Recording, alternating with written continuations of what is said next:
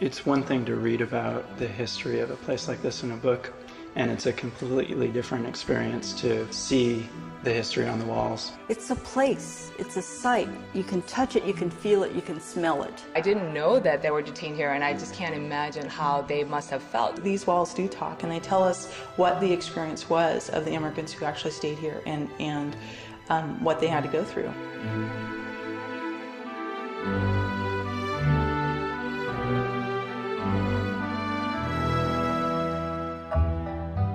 From 1910 to 1940, tens of thousands of immigrants entered the United States through the Angel Island Immigration Station, which is located near San Francisco.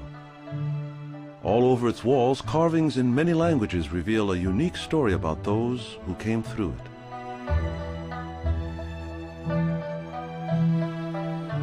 The building and its history was forgotten and nearly lost until California State Park Ranger Alexander Weiss rediscovered it in 1970. That moment began the long journey to save the immigration station, to preserve the stories that the carvings tell, and to help us remember their sad but important place in American history. Immigrants from many countries came through this building.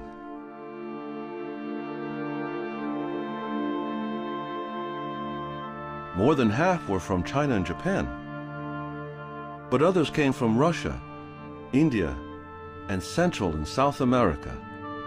The carvings reflect the different people who came through, but the great majority of those carvings were poems written in Chinese.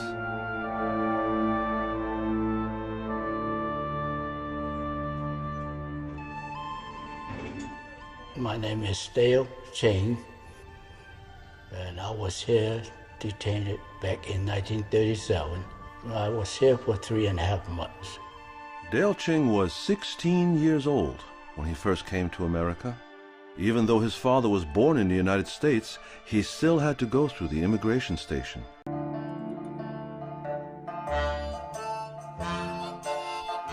Gold had been discovered in California in 1848, and sojourners came to make their fortune. As more and more people arrived, competition for jobs increased. Many European laborers who felt that America should only belong to whites began to organize against non-white workers, and in particular against the Chinese.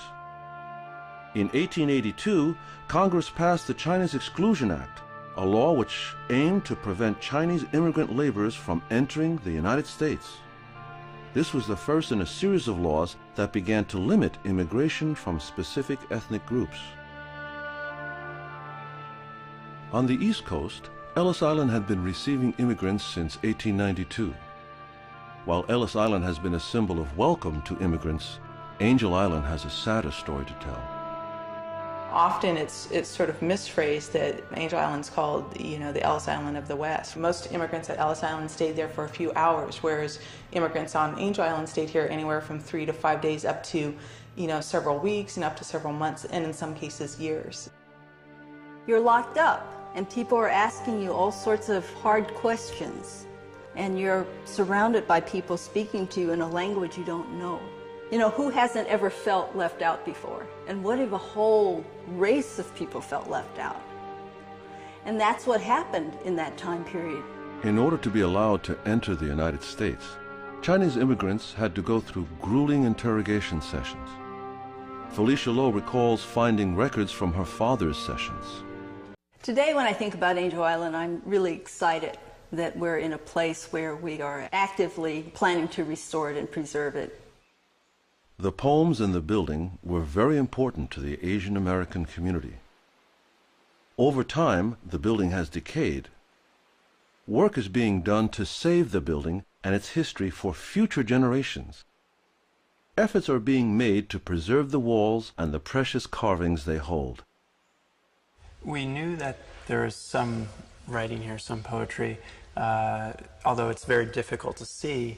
If you look closely, you can see slight difference in texture, slight difference in shadow. So we removed paint to learn more about the carvings, to learn more about how they were made, to make them easier to read so that people who can read Chinese would be able to translate the poetry. If we take off all of the paint, we're left with the bare wood. And that's what the wall looked like originally. Basically, the government was trying to paint over the carvings. They didn't want the carvings there, so they filled the carvings with putty and then painted over that. When I arrived in America, all I could do was gaze at the seawater in vain. The ship docked at the wharf, and I was transferred to the lonely island. Together with several hundred countrymen, it is a slim hope to be the one fish to elude the net.